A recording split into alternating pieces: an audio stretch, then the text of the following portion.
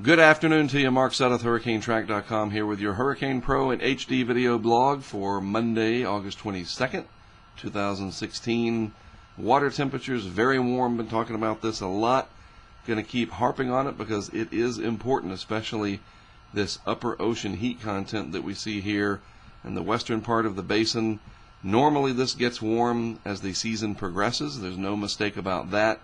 But this year we have a lot more warm water than usual. Several degrees Fahrenheit, warmer than normal in some areas, especially up here in the northwest Atlantic, where the upper ocean heat content values are fairly high, all the way up at some fairly high latitudes. So if we have anything breaking out of the Atlantic coming up the coast, it could be very interesting, quote unquote, for those areas. So just something to keep an eye on that's starting to matter this time of year, because we have different players on the field that could impact the lower 48, and of course, before that, the lesser, greater Antilles areas, the Bahamas, you name it. All these different systems bear watching for one reason or another, even if they're going to interact with each other and not necessarily themselves make direct impacts. They can all have influences, and they're all part of the greater puzzle pieces, I guess you could say. Had a pretty good front come off the northeast, drier air mass overall, but that's going to switch back to a more summer-like pattern over the next several days. And in the meantime, we have Fiona struggling as a depression here. This is 99L. Started to get some convection with it finally. And then we have 90L, which is on its way to becoming eventually a hurricane out over the open Atlantic. So this is what the wide shot looked like yesterday. And if we go to today, wow, look what happened. Big area of convective activity blew up. Convection is just a fancy word for thunderstorm activity, easy way to phrase that, and a lot more in the way of deep convection associated with 99L.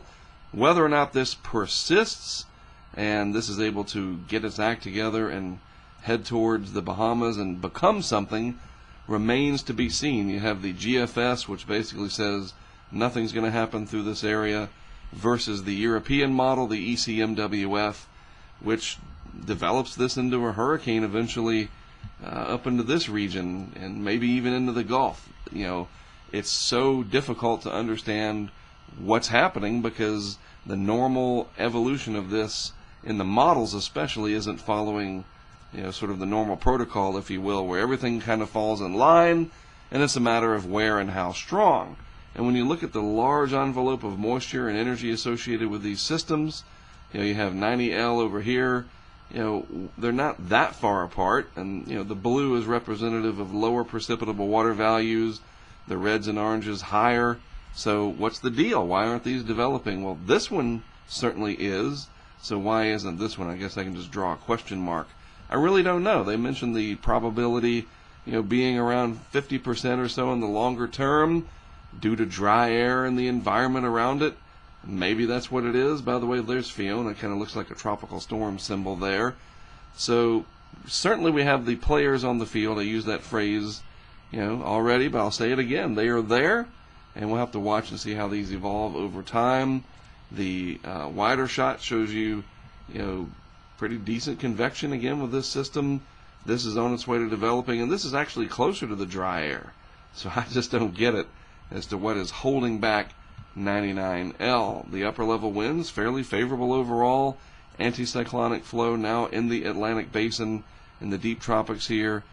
Pretty much all of the reds, with the exception of over here in the western Caribbean, reds basically mean stronger upper level winds that would preclude development, starting to lift north into the higher latitudes, lowering the wind speed in the shear in the deeper tropics here. So that's favorable for development overall. The vorticity signature, the amount of spin or energy in the atmosphere, not too healthy here, but it certainly isn't, you know, like that. For example, there's 90L. Those are the Cape Verde Islands, and this is well on its way to developing. There's Fiona. And over here is Tropical Storm K, weakening as it turns out in the eastern Pacific. Now, in terms of what's going to happen with 90L, and it's interesting, you know, here it's listed as AL90. We just call it 90L for short. That's pretty much what all the weather geeks call these systems. But it's AL for Atlantic, and 90, they go 90 through 99 on these areas of investigation. It's better than calling it just a blob of clouds or whatever. Just a nice way to keep up with what's what. So this should develop and then move on out into the open Atlantic, maybe a little bit more to the west with time. It wouldn't surprise me, but I doubt this will affect the United States directly. We'll have to wait and see. Maybe Bermuda would be more in line to have to watch this, but that's a small geographic area in the ocean. It's certainly possible, but for now, this looks like it'll remain over the open Atlantic and basically just drive up what we call the accumulated cyclone energy score, or the ACE index. That is the measure of how much energy tropical storms and hurricanes output. A better way to sort of determine the quality of a season. You can have a lot of short-lived named storms that are weak. Think about Fiona, only generated a few ACE points, whereas this next system, which would be Gaston, probably going to generate 25 to maybe as much as 40 total ACE points, depending on how strong it gets. And for science purposes, that's important. For everybody else, you just look at it as a fish storm and say, good, it's not coming my way. All right? Well, that's it for me for today. Again, I am Mark Sudduth for HurricaneTrack.com, and, of course, for Hurricane Pro and HD. I'll be back on Wednesday and then again on Friday as we discuss a busy week ahead in the tropics.